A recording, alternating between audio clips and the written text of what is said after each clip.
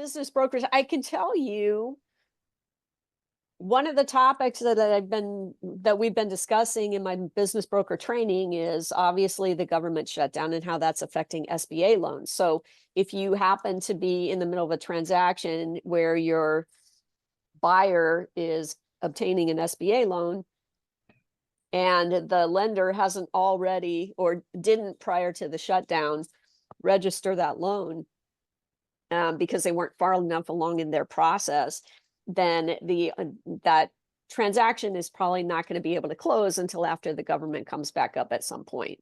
Because what I had a call with one of my lenders, one of my friends that's a business development officer at one of the lenders, and he was explaining to me how that process works. And he said, until you actually register, until the lender registers the loan and gets back that number, which is like a loan number, right, I from did not know that. SBA.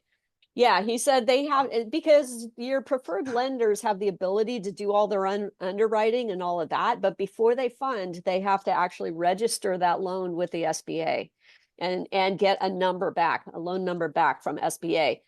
And that is what's tied to the guarantee. If they don't have that number, then, and they fund that loan, they have no guarantee, no SBA guarantee.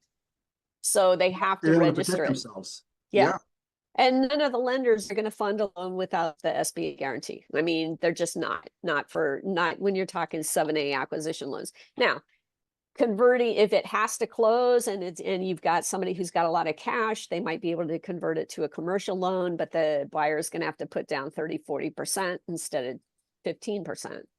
And it's going to be different. And that's if the lender will do it at all. So anyhow, that's just something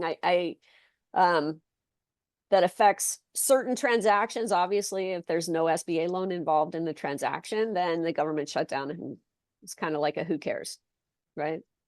Right. So, which is typical Washington nonsense. So, but yeah, but it is affecting deals now. It's not affecting so if you have a transaction that has an idle loan that has to be paid off, that's fine. You know, the escrow keeps the money, they pay off the loan, they can do those things. They just can't, the lenders can't get a number that would guarantee a new loan at this point. So it's only affecting those types of transactions.